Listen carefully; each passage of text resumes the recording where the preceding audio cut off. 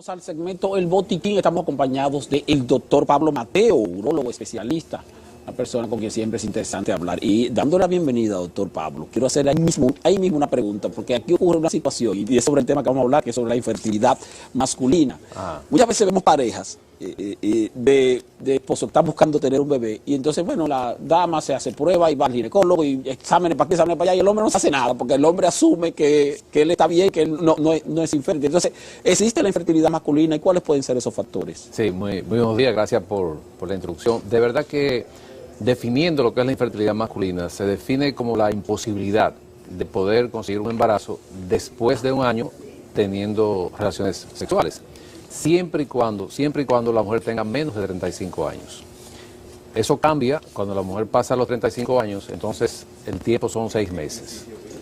Porque el tiempo es un factor que influye de manera importante en la fertilidad.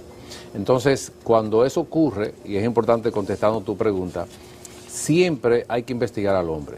Hay un 40% de causas que son femeninas y un 40% que son de causa masculina. El otro 20% es mixto. Generalmente puede ser entre ambas parejas. O sea, que prácticamente lo mismo para una y para la otra. Claro. Lo que pasa es que, bueno, como hablábamos anteriormente con relación a la evaluación de la próstata, sabe que hay un tabú con relación al machismo y eso, que se ha ido superando. El trabajo que ustedes hacen es un trabajo que, pues, yo los felicito porque permiten esa comunicación a la población y la gente después se ha concientizado más.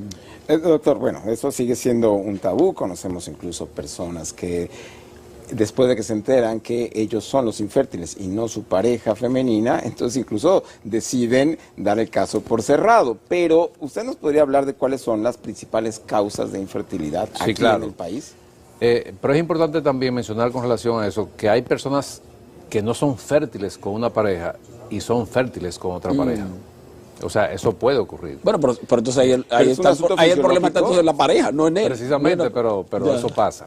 Pero las causas principales de la infertilidad masculina, tenemos que mencionar el varicocele. El varicocele es una dilatación de las venas a nivel del testículo. Es como son, para hacer una comparación y nos puedan, pues, entender, son las venas que se dilatan, como se presentan en las piernas a veces, en las mujeres y en los hombres que hacen servicio de pie. Entonces, al dilatarse esas venas, eso pues no permite que llegue la suficiente cantidad de oxígeno y por eso se disminuye la calidad de los espermatozoides. Pero hay muchísimas causas que también tenemos que tomar en cuenta, que son, por ejemplo, los tumores, un tumor de testículo o un tumor de cerebro que no permite la producción de los espermatozoides, el uso de drogas, el cigarrillo, el alcohol. Son factores que también influyen en la fertilidad masculina. Pero en el primer caso, discúlpame, que en el primer caso es tratable. Si no se trata de un tumor, todos son tratables. Todos son tratables. Pero va a depender del resultado, lógicamente. No todos tienen un resultado, vamos a decir, satisfactorio. Pero siempre hay que estar seguro cuál es la causa de la infertilidad para poder entonces decidir cuál sería el tratamiento adecuado para ese paciente. Doctor, mencionó usted el alcohol y las drogas. ¿Qué drogas específicamente? Y además, durante muchos años hemos escuchado, quizás para hacerle también la mala publicidad, pero ¿el tabaquismo también forma parte de las posibles causas de infertilidad? Claro, porque tanto el tabaquismo, el vapeo, la juca, todo eso afecta el sistema circulatorio, todo eso afecta el sistema nervioso. Y como también afecta la circulación en otros órganos, pues lógicamente va a haber una deficiencia a nivel de la circulación, a nivel de la irrigación y por ende va a haber una mala calidad de los espermatozoides. O sea que eso es... ¿Mala calidad, no una reducción de la cantidad o ambas? Pero va a depender, porque por ejemplo no es lo mismo un consumidor pasivo a un consumidor activo, va a depender de la cantidad, pero también depende mucho del individuo. No todos los individuos reaccionan de la misma forma a una condición X. Es bueno mencionar aquí también las enfermedades de transmisión sexual. Es una causa importante de infertilidad, específicamente la clamidia, porque esto produce mucha alteración a nivel de la producción de los espermatozoides. O sea, todas las enfermedades de transmisión sexual pueden alterar la fertilidad en el hombre. Otro aspecto importante es la parotiditis, lo que le llamamos paperas, que cuando se... Entonces, eso es producido por un virus y esto puede producir una una parálisis, vamos a decirlo así, de la producción de los espermatozoides, porque daña las células que se encargan de producir los espermatozoides a nivel del testículo. Doctor, está el tema de la vasectomía. El hombre puede hacerse una vasectomía para ya no concebir, y entonces la pregunta es si esto tiene efectos en cuanto al rendimiento o a la virilidad del hombre, y al mismo tiempo si eso se puede revertir. La vasectomía es importante siempre, la comunicación entre el médico y el paciente. La comunicación para mí es uno de los aspectos más importantes, no solamente en la medicina, sino en todas las áreas. Cuando un paciente, un hombre, decide realizarse una vasectomía, debe estar seguro, plenamente seguro, de que no le interesa tener más hijos.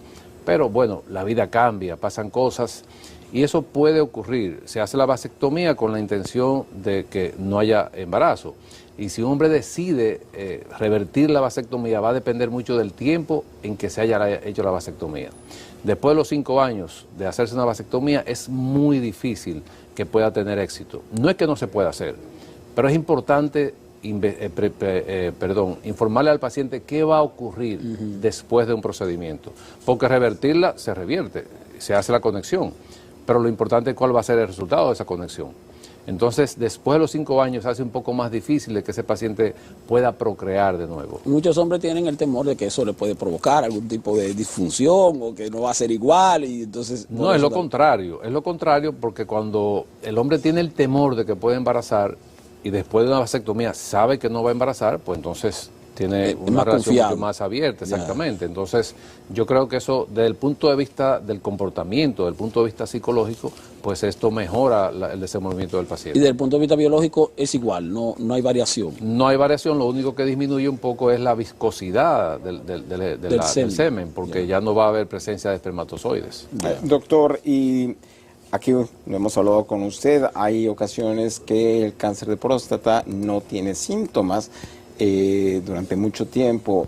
¿En ese periodo es posible que el cáncer de próstata también afecte la fertilidad? No, lo que afecta a la fertilidad en estos casos son los tratamientos. Qué bueno que me hace esa pregunta porque se me escapó, no sé si hablé de la quimioterapia, de la radioterapia, que son tratamientos que afectan directamente a la fertilidad, que es importante que estos pacientes sean informados antes de empezar un ciclo de radioterapia o de quimioterapia, si no tienen hijos, para que entonces puedan preservar. ¿Por qué? Porque nosotros tenemos bancos, o sea, no nosotros, sino en el país, hay bancos que preservan espermatozoides para esos pacientes que tienen que ir a un tratamiento de quimioterapia o radioterapia por un cáncer, por ejemplo, que no es urológico, un cáncer de recto, un cáncer de próstata, un cáncer de vejiga, un cáncer de testículo, que es muy frecuente en pacientes jóvenes, entre los 14 a los 20 años de edad. Entonces, ese es un paciente que, bueno, pues con el consentimiento de los padres, lo ideal es que hagan preservación de espermatozoides, porque probablemente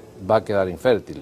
Entonces, esa información es básica, dársela al paciente y a los familiares. Y qué bueno que menciona esto, porque si un paciente, después de haberse sometido a una quimioterapia, no pierde la fertilidad, sigue siendo fértil, posiblemente, existe la posibilidad de que sus espermatozoides sean defectuosos y generen un producto también con algún problema serio. Una pregunta interesantísima, porque cuando un espermatozoide es anormal, no tiene la capacidad de fertilizar. O sea, por ejemplo, un espermatozoide que no tiene cola o no tiene cabeza, o tiene doble cabeza, que es una malformación, o no tiene movilidad, no tiene la capacidad de llegar hasta el óvulo.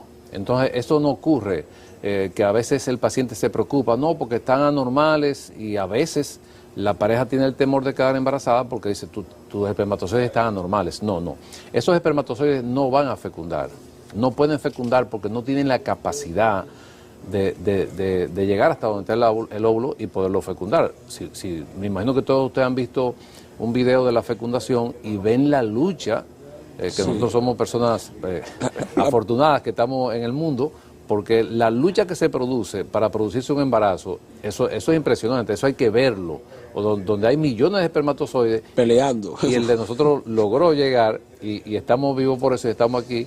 Pues yo creo que esos espermatozoides nunca llegan a fertilizar. Pero doctor, en resumidas cuentas, ya para finalizar, cuando una pareja sin hijos, ninguno de los dos, está buscando embarazarse, deben ir los dos a revisarse, Eso es tanto la mujer como el hombre. Importantísima tu pregunta, porque como hablábamos anteriormente, el comportamiento del hombre y eso, o sea, es mitad, podemos decir. Entonces siempre el hombre se queda, no, vete a chequear, pero sin embargo, la mayoría de las veces, aunque es mitad, la mayoría de las veces el problema lo tiene el hombre. Oye, eso. O sea que... Y entonces la mujer es frustrada, pensando dejemos que son atrás los ellas. tabúes. La recomendación es que el hombre se evalúe y tenga el mismo... ha cambiado. He visto en la consulta que el hombre está preocupado cuando no se puede lograr un embarazo y busca ayuda también. O sea, a veces, en estos casos el ginecólogo nos ayuda porque cuando evalúa a la mujer, entonces refiere el hombre al urólogo. Yeah. Muchísimas gracias al doctor Pablo Mateo, urólogo. Ustedes ya saben, aquí está Gracias. con nosotros todas las semanas con estas consultas sobre la salud, especialmente la de los hombres.